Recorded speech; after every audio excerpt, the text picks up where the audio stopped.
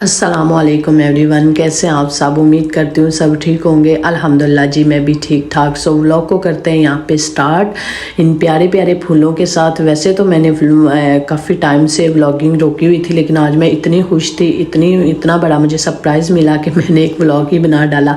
यहाँ पर मैं फूल लेके बाहर निकली और अपने हस्बैंड को दे रही थी। वैसे असल में ये उन्होंने मुझे दिए लेकिन लेने मैं गई थी। यहाँ पर मैं उन्हें यही कह रही थी कि अगर आपने मुझे फ्लावर देने ही थे तो आप खुद लेके आते तो वो मुझे ज़्यादा अच्छा लगता। कहते हैं नहीं जी, एनिवर्सरी तो दोनों की है ना, तो जाओ तुम लेके आओ ना।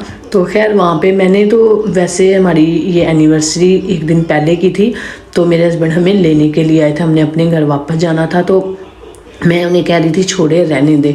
फिर खैर मुझे फ़्लावर वैसे भी पसंद है, मैंने कहा चलो कुछ नहीं तो एनिवर्सरी पे फ्लावर ही ले लेते हैं। चले वो मैं लेने चली गई।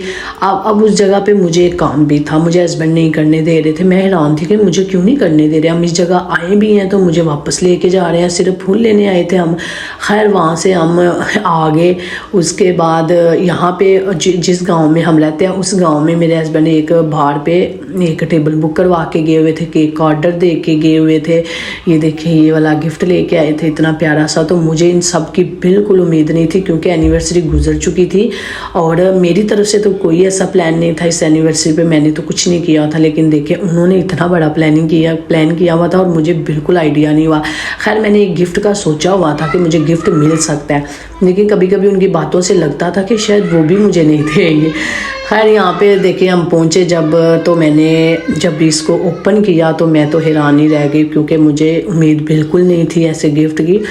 काफ़ी टाइम से तकरीबन मेरे हस्बैंड ना मुझे कभी बैग, कभी जूते, कभी शर्ट दे देते थे, तो मुझे इन चीज़ों की अब उम्मीद ही नहीं रही हुई थी कि वो मुझे इतना गिफ्ट। आज तकरीबन माशाल्लाह हमारी शादी को 8 साल हो चुके हैं, तो अभी एक डायमंड की रिंग उन्होंने मुझे उतार के दूसरी पहनाई है, वो मेरी शादी की थी, और ये उन्होंने मुझे माशाल्लाह 8 साल बाद दोबारा दी है।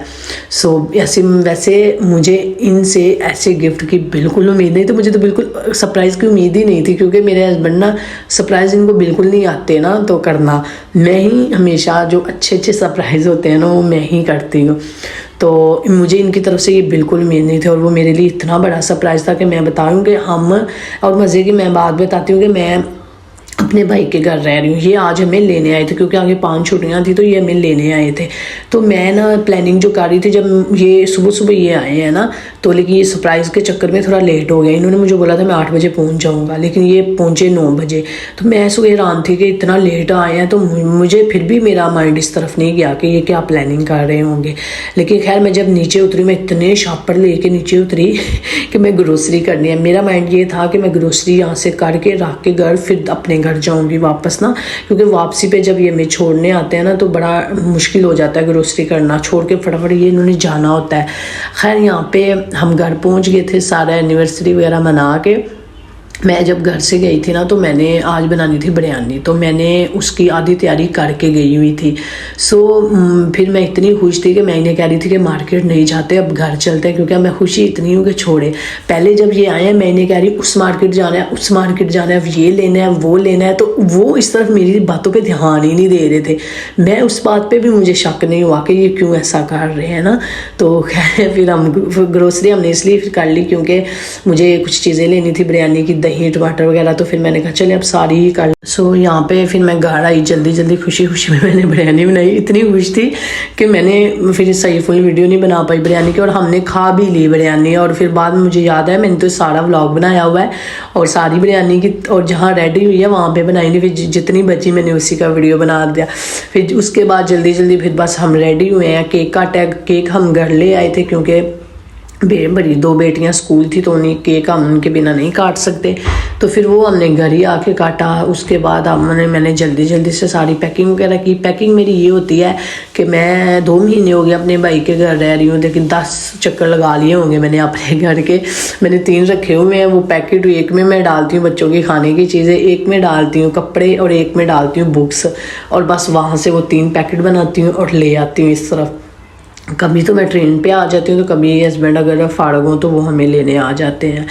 सो यहाँ पे देखें हम पहुँच चुके थे, तो ये पैसे गिर गए थे नीचे। हम मैकडॉनल्ड पे रुके थे, बच्चों ने ना आइसक्रीम खानी थी तो वो नीचे गिर गए 2 यूरो। फिर वो मैं लेने गई थी। खैर ये आइसक्रीम में बहुत सर्दी है, बारिश भी हो रही थी, लेकिन इसका रीज़न ये है कि एक दिन हस्बैंड ने वीडियो कॉल की और वो आइसक्रीम खा रहे थे, तो खानी ने देख लिया अपने पापा को आइसक्रीम खाते, तो उसने कहा पापा ये क्या बात, और वो उस दिन से कह रही थी कि मुझे आइसक्रीम खानी है। सो इनके पापा ने वादा किया हुआ था कि 2 दिन पहले कि मैं आने वाला हूँ तो फिर मैं आप लोगों को ज़रूर खिलाऊँगा। सो यहाँ पे इनको हमने आइसक्रीम खिलाई। सर्दी वैसे काफ़ी थी, बारिश भी हो रही थी, मुसलसल 2 दिन से बारिश हो रही थी, लेकिन खैर सर्दी में भी कभी कभी मज़ा आता है। पहले मेरा माइंड था मैं भी खाऊँगी, लेकिन थोड़ा काफ़ी रात हो गई तो फिर मैंने नहीं। पहले हम 2 जगह रुके थे खाने के लिए, वहाँ से मिली नहीं। सर्दियाँ ना तो अब कम आइसक्रीम होती है, तो हमें मिली नहीं थी। फिर हमने कहा चले मैकडोनल्ड से तो मिल ही जाएगी। फिर ये हम तकरीबन अपने गांव में पहुँच चुके। साथ हम जब हमारा लंबा सफ़र होता है, 2 घंटे का सफ़र होता है, तो हमने उस्मान ड्रामा लगा लेते हैं साथ। सो यहाँ पे मैं ये नेक्स्ट डे का वीडियो है। यहाँ पे मैं जा रही थी मार्केट, और बस मेरी तो ग्रोसरी ही ख़त्म नहीं होती। बच्चों के साथ यकीन करें उधर जाती हूँ तो उधर कर की टेंशन होती है। आजकल तो मेरा ना 2 घर में मैं बटी हुई हूँ, कभी उस घर में कभी इस घर में। इस घर की भी चीज़ें पूरी करती रहती हूँ और उस घर की मेरी ही टेंशन है।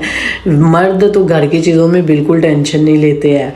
सो यहाँ पे मैं आई थी कुछ चीज़ें लेने के लिए। पहले तो मैं सोचा कि मैं वैसे घर से अकेली ही आई थी, मैंने कहा थोड़ी सी चीज़ें ले आती हूँ, लेकिन वो लेते लेते मेरा इतना बड़ा शापर बन गया ना। और साथ में ये देखिए ये मैंने रखा हुआ है, इसमें मैं सारी अपनी चीज़ें रखती जा रही हूँ। मैंने कहा एक ही दफ़ा यहाँ से उठा के लेके जाऊँगी।